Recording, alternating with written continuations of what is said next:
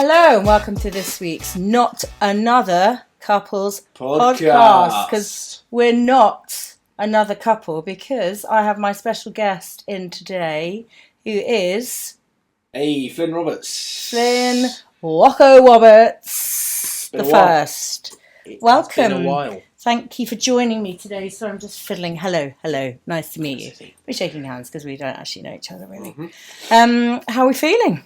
I'm feeling very good to be back on the pod. I mean, out of the family members, I have been on the least. Don't know if that's Susie's decision or my decision, but I think we're leaning more towards Suzie. But yeah, it's good. I know a few people will be glad that I'm back. And, I think more than a few. I think you've got a big fan club. I mean, I was looking actually at the views of the podcast and the YouTube videos, and I think I was top just the one podcast I did, but that was more expected, I think, from me. But expected from what?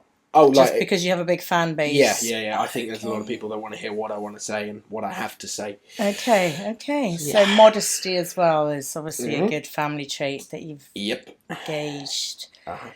So, you look like you've been working in the estate agent's office or in a bank today. I've been doing just pure admin today. It's been straight from school, straight in. I've had an exam and it's been all over the place, but I'm okay and I'm here. I'm doing my... So how is it? So we are currently about to embark on A-level season. Mm-hmm. I'm sure there's lots of people listening at home and watching that are in a similar position, whether it's their children or them listening themselves, who are going to be doing either GCSEs, A-levels, or maybe uni exams. Exam season is always in the summer. Don't know why, but it is. Mm-hmm.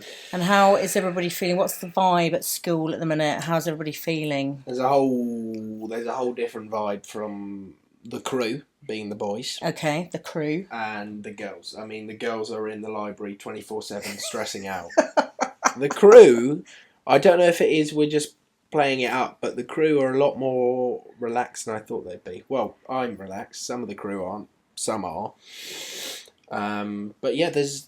And why do you think the girls over the boys? Just the girls take it a bit more seriously. The boys just feel more confident. Just they're not actually realising what's involved. No, I think with the girls, there's actually some undercover beef on who actually does better between the girls, whereas the boys don't really care. As much. Don't really care who does what. Yeah. As long as you pass, you do. But I think that's, you get just do your own thing. You can't compare yourself to other people because, like in everything in life, everybody's different, aren't they? Mm-hmm. Some people find exams straightforward. Other people find them really stressful.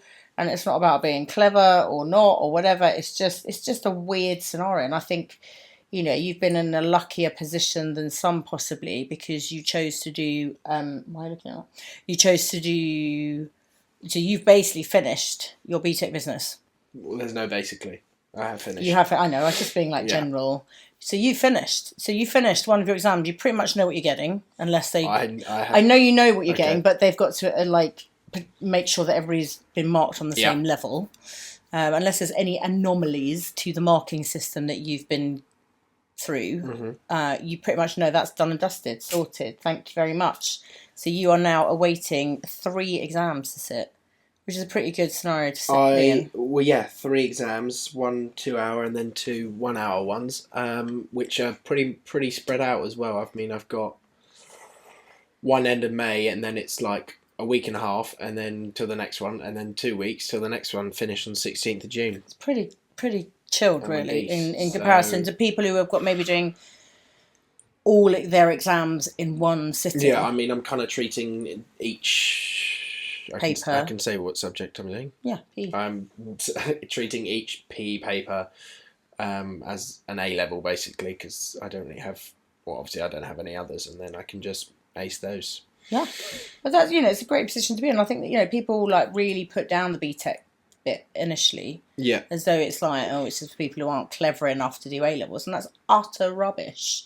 Because especially the level you're doing is the equivalent of 2 A-levels. So why would you not choose? You're doing 2 subjects, so you can just focus on 2 subjects. But you're doing your business one has been the equivalent of 2 A-level subject marks. And lots of universities do accept the BTEC as the equivalent of. Yeah. It depends, if you want to be a doctor or if you've got to have like all the sciences, it may not be an option for you. But if you're looking at doing... Well, I knew I wanted to do the BTEC because I kind of knew I wanted to do something through PE, so I knew there's not really any point of me doing something like psychology or A-level business on the side, because I didn't want to do that, and then that would just be a waste. I mean, it would be good getting a grade for that, but then I knew if I did the BTEC, I could focus on the PE, get the better grade for the PE. But also the business together with the PE is a good ongoing for what you hope to be doing at uni, which is still coaching, management, sports related work, and business I think just applies to everything. Yeah. Whatever job you go into, you have to have a basic understanding of business, because everything is a business. Yeah. Whether you're working in a hospital, whether you're working in an office, whether you're working out in the middle of the ocean somewhere, it's still a business. So actually having an understanding of how business works, I think, is Suzie. Very, very good. Okay. So as far as GCSE stress to A-level stress, what we're saying? I don't like this school. I hate talking about school. Well, we've got to talk about school because it's relevant to your life right now. Were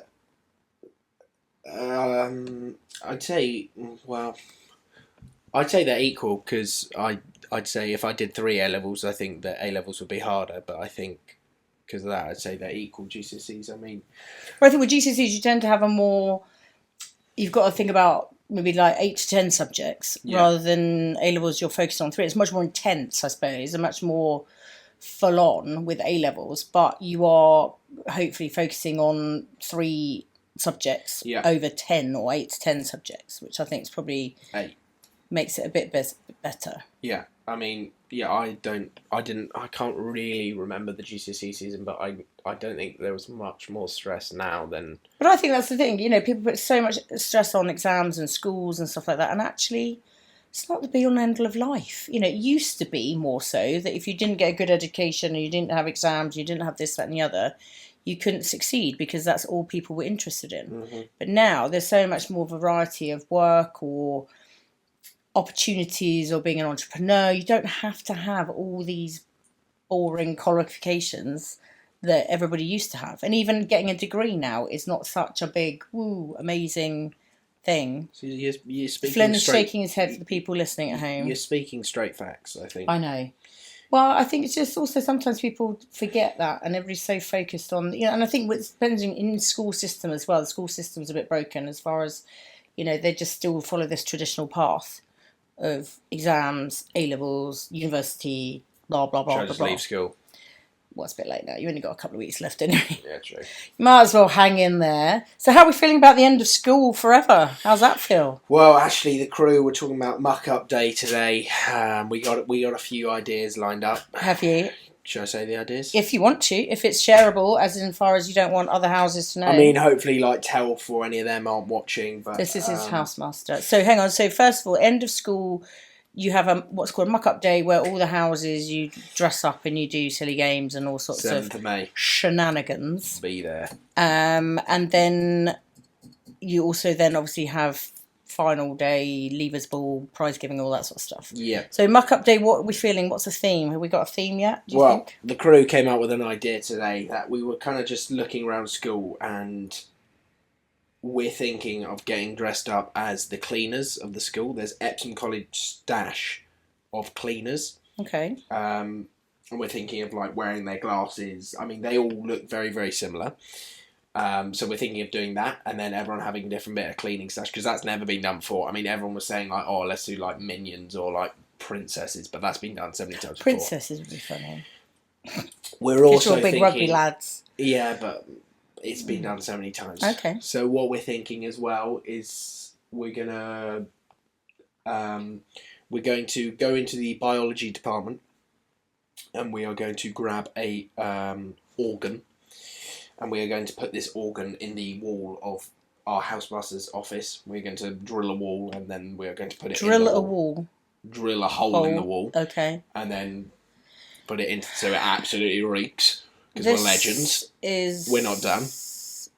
I probably wouldn't have been saying this on the pod, because this is going out. Yeah, but who listens?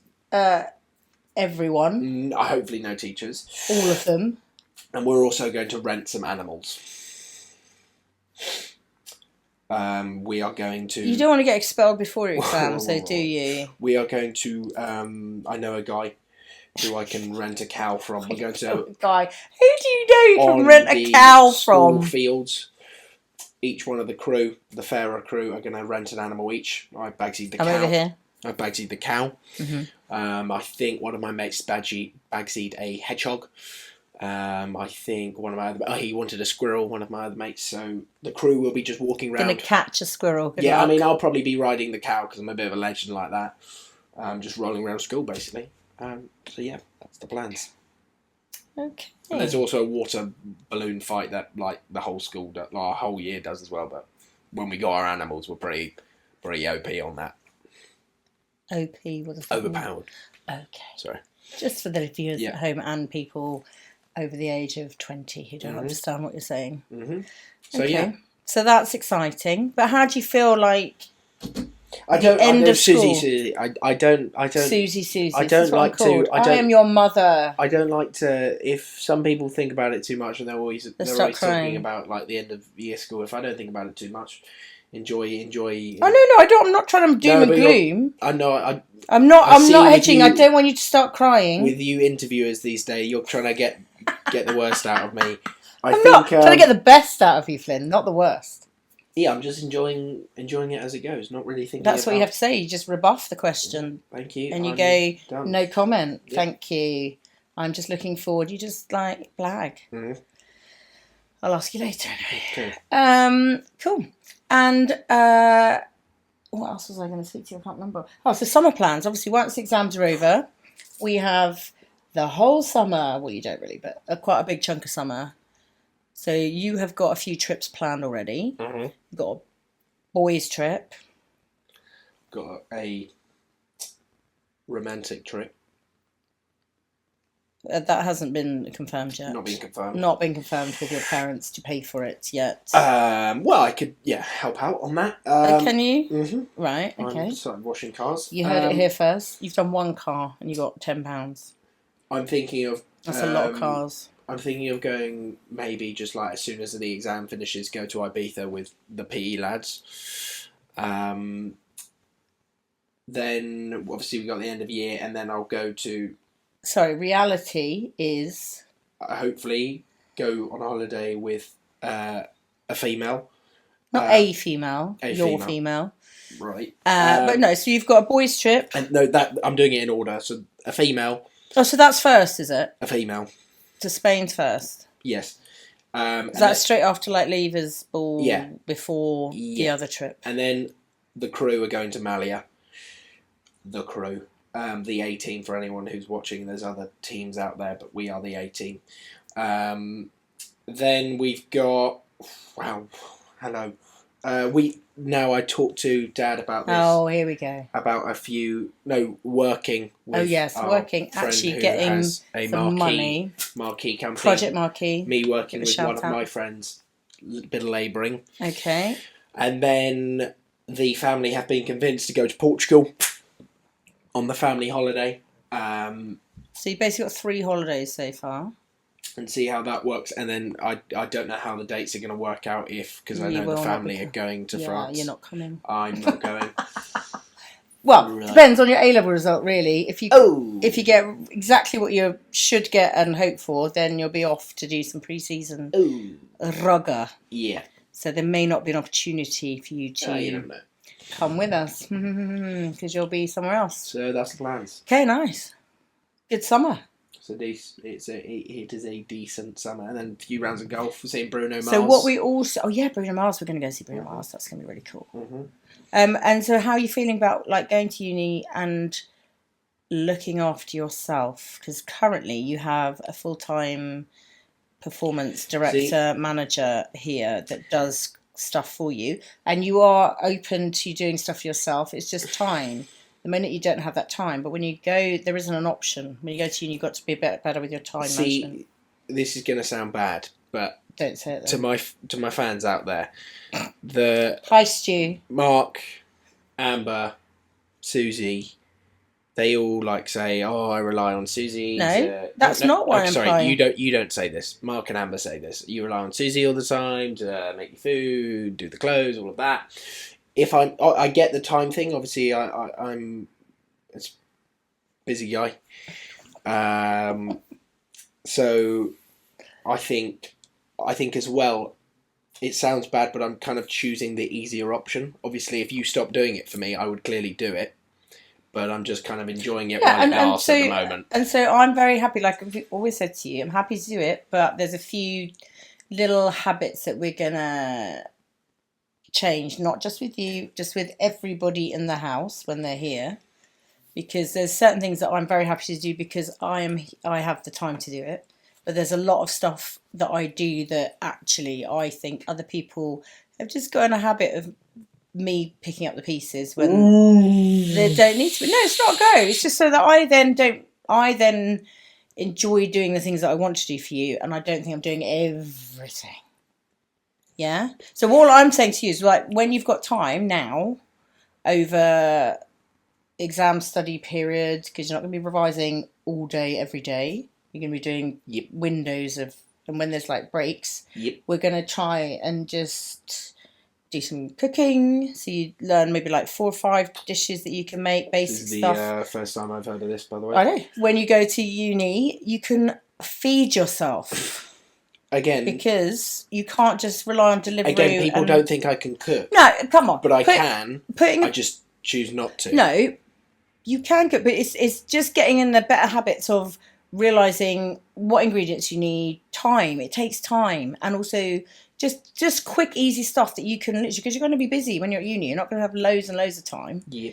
So, and if you're going to training and you've got lectures and you've got all this stuff, you just have to be better at having really simple things that are ready in the fridge or freezer that take like 15, 20 minutes to do so you can eat and go. Yep. Cooking properly takes a lot of time. To get all the stuff, prep it, cook it, tidy up, clean up, because you've got to do all that stuff as well. Yep. The cooking bit is actually the easiest bit, probably. Mm-hmm. So that's what I'm just thinking. Just so you have a few key simple dishes that you can make that don't take too much faff. That you can go, right, 4 days a week I can cook and do this and just repeat. And then you can change it. That's what I'm thinking. Okay. So just so you're like, you know, because you don't want to be starving hungry and not have enough food, because that's your kryptonite, really, isn't it? But I'll be okay. I know you'll be okay, but you don't want to eat crap either.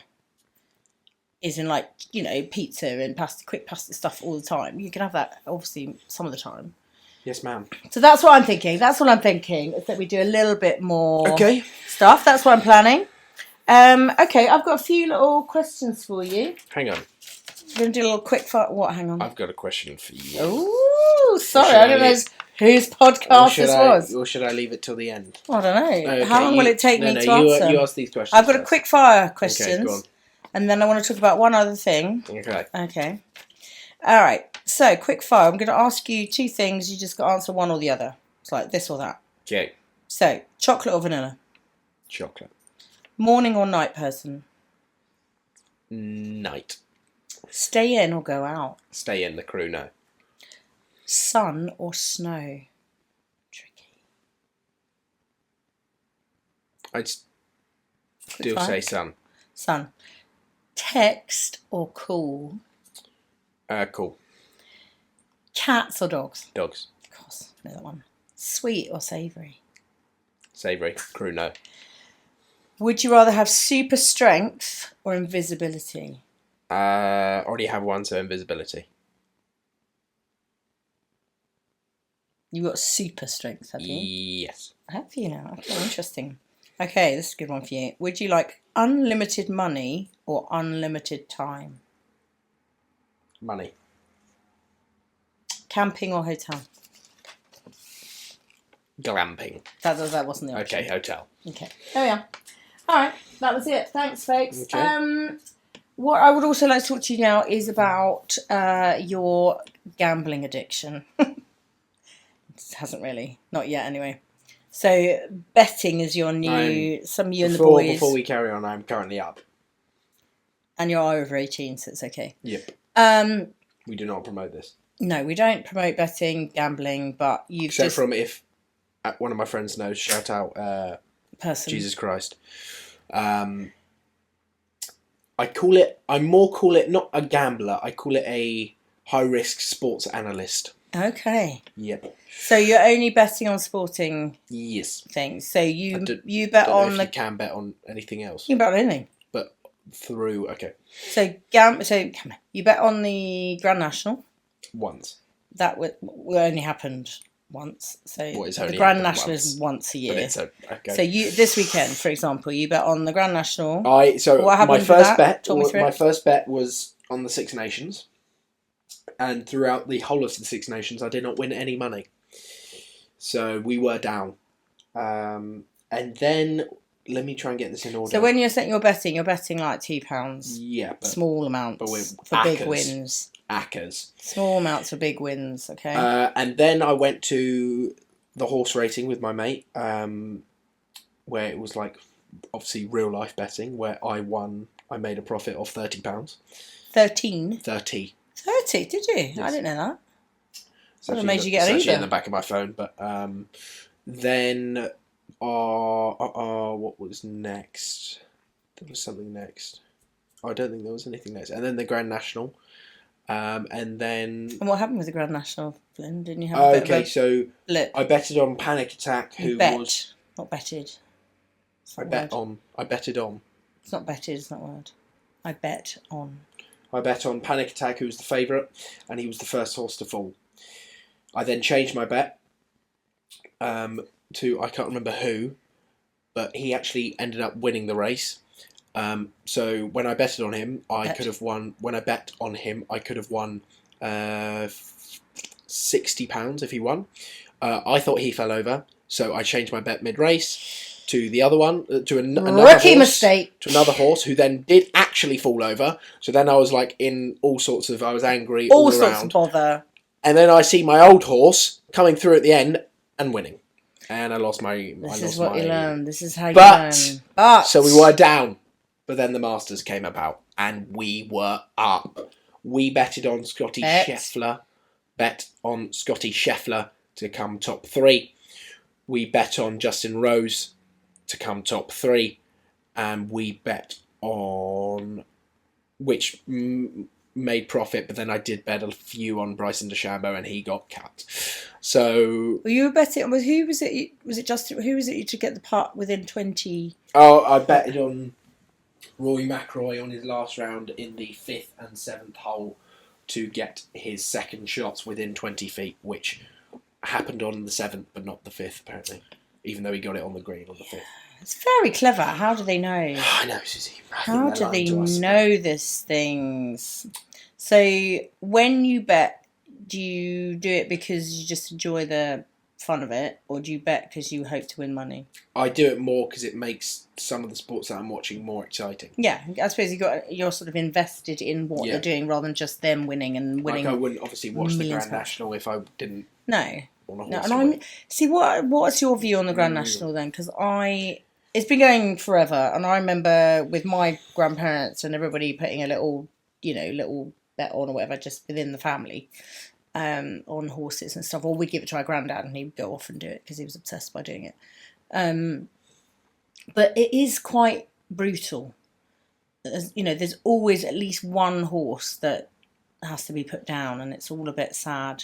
And I just think, regular horse racing is dangerous enough, but like you only have maybe like 8 horses in a race. The Grand National is just carnage. There's 24. Yeah, and it's just brutal. And so the part of the fun of it, I suppose, is like you don't know who's going to finish, who's not, as in far as like get over all the fences and finish the race. Yeah. But at the same time, either jockey, horse, or someone gets hurt or injured, and it's quite... There's not many fences, and there's pretty much one horse falls on each fence. Yeah, so I'm not a fan, to be fair. But anyway, let's move on. Right, what's your question for me? I'm excited. Oh no. So if you do it at the end, it's all right. Blair can just edit it. Have you forgotten it? No, it was a would you rather. It was... Would you rather live your life from live your life again from 10 years old to 20 years old. I saw this on TikTok, or 20 years old to 30 years old. I think I should have asked this to someone else because I think I know what you're going to say, because your life from 20 to 30 wasn't too bad. So would you say that? Okay, well, that was a good question. I got married when I was 30 and then my life went really bad to your father. Yeah. Well, yeah. And yeah, between 20 and 30 was fun. Yeah, probably. Okay, well... 10 to 20... was still good. Probably 10 to 15. Yeah, it was still good. It was just different. Obviously, I think between age 10 and 20, you're not as much, you're still reliant on your parents and what you're doing, and you're at school and all that stuff, which I didn't really enjoy school. You've enjoyed school much more. She's a legend. No, I didn't really... parents don't like education. No, I went to school and I did very well-ish up to GCSEs, and then A-levels went a bit AWOL. But I just didn't really enjoy being at school. So, that I'm not against I'm not a pro-traditional schooling, because if it's not right for that person. Okay. Some people it suits, some it doesn't. But yeah, between 20 and 30 obviously was pretty good. Yeah. Okay. But your father when I was 25, and we got married when I was 30, and then you two. Okay, I got another question. Okay, here we go. What was the first thing that attracted you to Mark? Be honest. You'll find this really weird. He had quite cool hair. He had longish hair, which was quite unusual. So he stood out, and he was ginger and freckled, and wore glasses. And he had a motorbike, but I didn't know that at the time. So there was a succession of stuff. Okay. Do you know? First thing for me, I like is he had nice teeth. Well, hang on. And I'm shoulders. asking for... All right, chill out. I'm asking for one. Your father. His hair, his glasses, his shoulders, his teeth. Really nice bum. His shoulders. What? Well, I like people who've got wide shoulders. I don't like men who've got narrow shoulders. No, I've got wide shoulders. If you've got narrower shoulders than me, no. That's a no. It's like when you see people, they've got they've just got tiny little... What did he think of his skinny legs? He didn't have skinny legs. Really? He doesn't have skinny legs now. His legs are bigger than yours, mate. Ooh, it's because he's, gained a few, so he's got no, he the weight's going there. But, You're just still bulking up, mister. So, bear with. I'm now taller, stronger in all lifts. Not taller. Your father's got I should say, he's very long arms. Yeah, that was... Yeah. We were talking about this on last week's podcast. To how long his arms were, and your arms weren't as long. Yeah, but... So you're not an orangutan. So luckily for you, you've got my power and strength. Yeah. Well, he was blaming his weak bench press on his long arms. Well, it does equate physics. I've got long humeruses, so I can't. Your levers are much longer. Basically saying I can just do more, but he. Well, I'm coming back, Flinny. I've been injured. I've been out of training for a few months now, but I'm coming back. Yeah. And I'm gonna chase your tails. I don't think I'll beat you, but I'll chase your tails. I'm coming for your... What are you doing now? I'm not bench. No comment. No comment. I'm not, because it's just going to sound cocky if I'm no comment. Well, my goal is to do 100 kilo. So no that's comment. Chasing your tail. 125. That's what I'm saying. So I'm chasing your tail.